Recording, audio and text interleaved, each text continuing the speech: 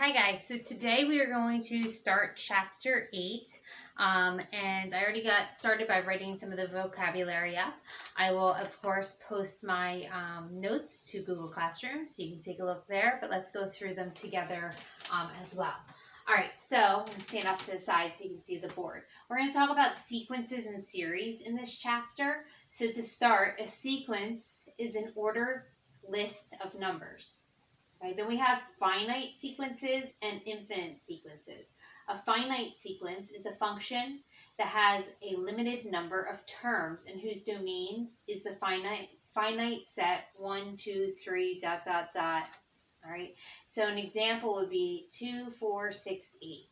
That's a finite sequence because it has a limited number of terms. It doesn't go on forever. All right. An infinite sequence is a function that that continues without stopping and whose domain is a set of positive integers. So an example of a infinite sequence, getting them all confused, is 2, 4, 6, 8, ... because it continues forever. So this is infinite, goes on forever, finite, limited, set of terms. Terms, the values in the range of the sequence. And then series is the sum of the terms of a sequence. So for example, a series for finite would be 2 plus 4 plus 6 plus 8. So adding all of the terms together, all right, of this sequence gives us the series. An infinite series would be 2 plus 4 plus 6 plus 8 going on forever, ... Okay, so there's your vocabulary. Let me get problem number 1 set up.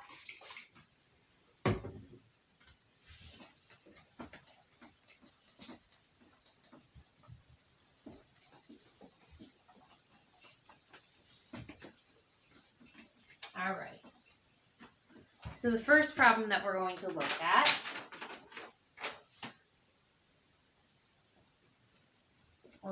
how to writing the terms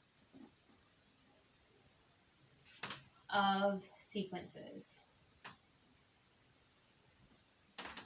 Okay, and it's going to say, write the first 6 terms of, we have A and B. Part A is A sub n equals 2 times n plus 5, A.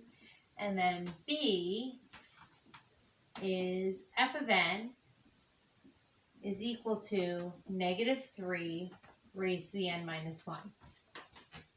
Okay. So if we're looking for the first 6 terms of this sequence, we're going to plug in 1 through 6 in for n. Okay, so A sub 1, this is just our notation. That's indicating this is the first term of the sequence. All right, so that's your first term. And you're going to substitute 1 in for the n there. So 2 times 1 plus 5. Order of operation, you're going to multiply first. 2 times 1 is 2, plus 5 gives you 7. So the first term is 7. The second term, A sub 2, A sub 2, not A sub n, you're going to plug in 2 for the n value. So 2 times 2 plus 5.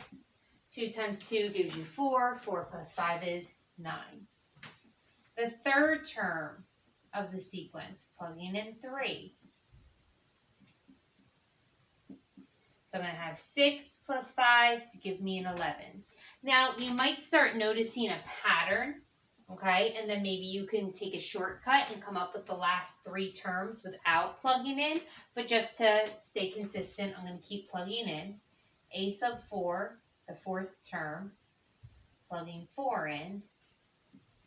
All right, you're going to have 8 plus 5 to get a sum of 13. The fifth term, 2 times 5 plus 5. 2 times 5, gives you 10. Plus 5 is 15. And then finally, the sixth term, 2 times 6 plus 5, so that's 12 plus 5 to give you a 17. All right, and those are the first 6 terms of the sequence. Okay, and as I said, once you start noticing a pattern, you may not need to plug in. Now, same thing over here, just the notation is a little bit different, function notation. So my first term, okay, so we need to remember our exponent rules here.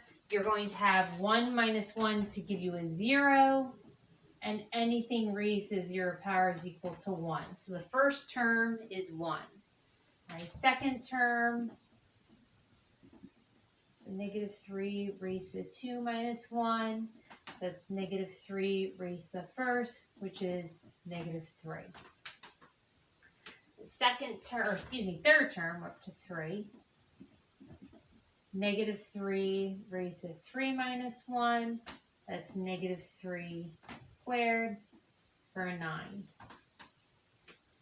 The next term, the fourth term, negative 3 raised to 4 minus 1. It's negative 3 cubed. So a negative times a negative is a positive, times another negative is a negative, so it's negative 27. Fifth term, negative 3 raised to 5 minus 1. It's negative 3 raised to the fourth. So since it's negative 3 multiplied an even number of times, it's going to be positive, and it's going to be positive 81. Okay. And we just have one more to do. The sixth term. So negative 3 raised to 6 minus 1. That's negative 3 raised to the fifth. And you might, again, start noticing a pattern. Positive, negative, positive, negative, positive. So I know that this one's going to be negative. Plus, if I multiply a negative number an odd number of times, it's always negative, and it's 243. Negative 243. Okay. So that is how you find the first 6 terms given the rule or the function. And let me get up the next part that I'm going to cover.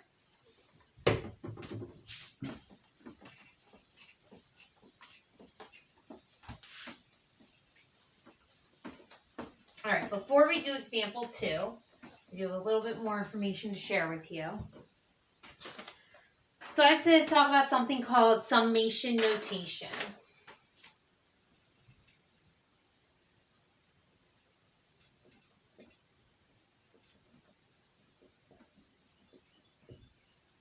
All right, or it's also called sigma notation.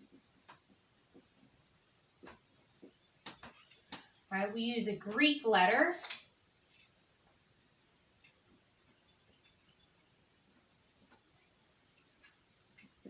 Sigma, which is why it's known as sigma notation. And it looks like that. Okay. So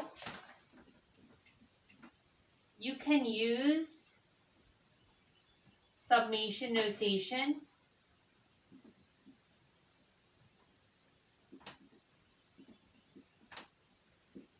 to write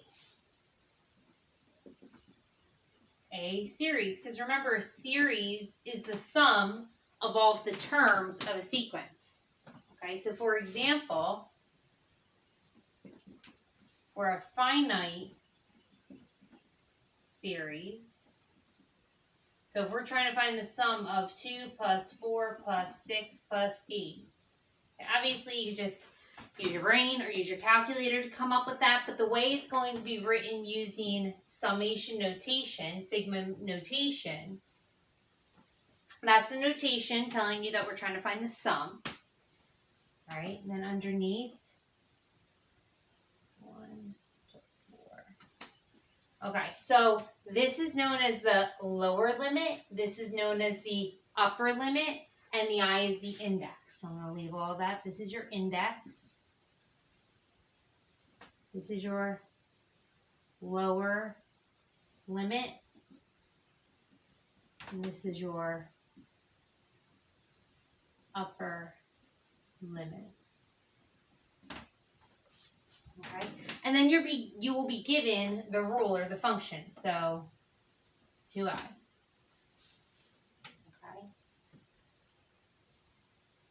Okay. If we're looking at trying to decide if I have room. I think I do. If we're looking at an infinite series,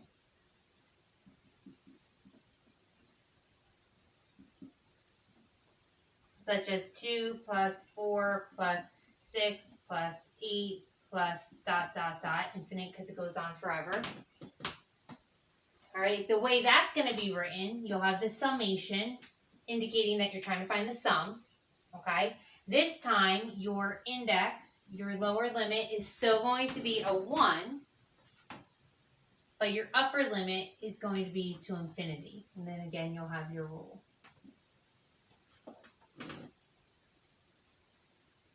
All right, so this again is read. We'll read it as the sum of 2i from 1 to 4. Okay, here it's read as the sum of 2i for the values for which I is 1 to infinity.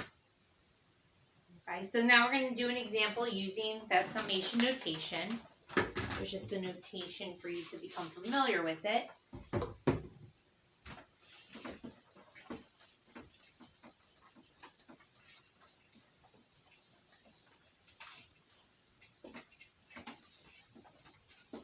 All right, so example 2 for today. It's going to say finding the sum of a series I'm going to ask you to find the sum, and then here's my summation notation. Lower limit, I'm using a k instead of an I as my index. My lower limit is 4. My upper limit is 8. And the rule is 3 plus k squared. All right, so what that's asking you to do is plug in 1 for k, then 2, then 3, then 4, then, I'm sorry, I said that wrong. Plug in 4 for k, that's the number you're starting with. Plug in 4 for k, then 5, then 6, then 7, then 8. So start with your lower limit, plug it in for k, go all the way up to your upper limit and plug it in for k, and then find the sum of all those terms. So the way we're going to write it, start over here, the sum with a lower limit of 4 and an upper limit of 8 is equal to, so then I take the rule, 3 plus 4 squared. Then I'm going to take the rule and plug in 5. Then I plug in 6. Then I plug in 7. And then I plug in 8.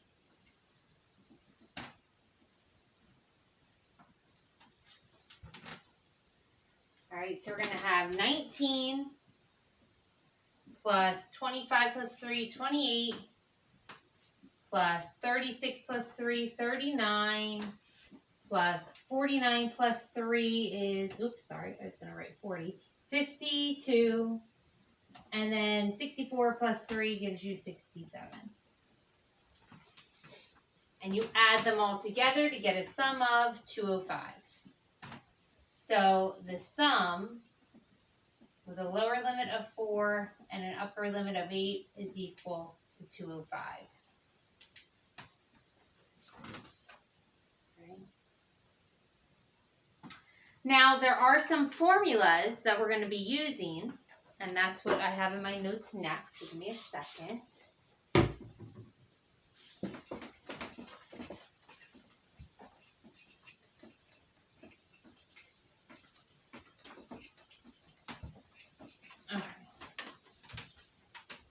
So I don't think I'm going to write these up on the board. You guys will be able to look in my notes to see. All right, formulas for special series. All right, the sum of n terms of 1. Sum of first n positive integers. sum of square of first and positive integers. So there are some formulas we're going to use. And I am going to use one in the next example so you can see how it is applied. You can copy the formulas from the notes. Okay, so this is my final example for today, example 3.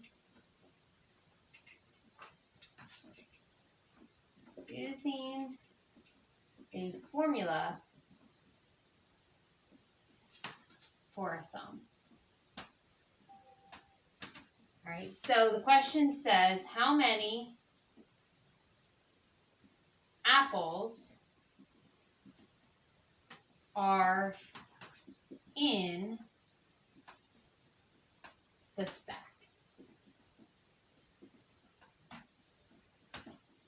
All right, so we're going to have a table,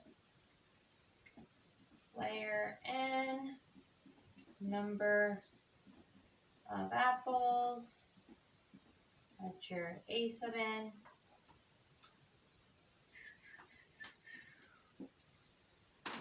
So in the first layer, there's just 1 apple.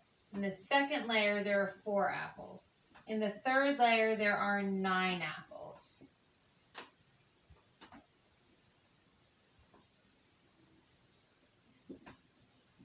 Okay. So it's asking, oh, I didn't finish the question. How many apples are in this stack? I'm going to say 7 layers. Okay, if we go up 7 layers, how many apples are in the stack? Okay, so we could just continue the table, right, once we find the pattern and figure out how many apples are in the 4th layer, then the 5th, then the 6th, then the 7th, or we could try to use one of the formulas. So we do need to recognize what the pattern is, okay? What's the relationship between the layers and the number of apples? Try to find some kind of pattern. Well, if you take the layers and you square it, 1 squared is equal to 1. 2 squared is equal to 4. 3 squared is equal to 9. So I'm sure you guys can probably already tell me in the 7th layer how many apples are there going to be. Probably already know the answer, but I'm going to show you using the formula. So since this is, let me put up the formulas again. Since this is the sum of squares of the first positive integers, that's a formula I'm going to use. All right, so I'll copy that formula down. I think you can see what I'm doing here. All right, so it's a summation of I equals 1 raised to the n, I squared, and the formula is n times n plus 1 times 2n plus 1 over 6. All right, so for our example, my upper limit, since I'm going to the 7th, right, this is going to be a 7. So I plug in a 7 everywhere I see n, since I'm talking about the 7th layer. So it becomes 7 times the quantity 7 plus 1, 2 times 7 plus 1, all over 6.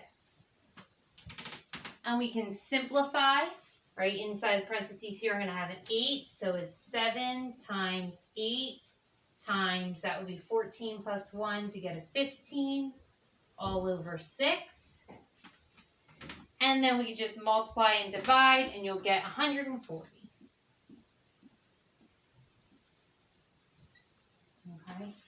So, for my equal sign. So, like I said, if you want to continue the table, you could have, right, in the 4th layer, there's going to be 16. In the 5th layer, there's going to be 25. In the 6th layer, there will be 36. In the 7th layer, there will be 49. That's how many apples are in the 7th layer. But it's asking for how many total apples in the entire stack. So you add all these together, but the shortcut is to recognize that it is a sum of squares and use the formula. Okay. So that is it for today, guys. Go ahead, jump on over to Google Classroom, see what your homework assignment is, and I'll see you back tomorrow. Bye.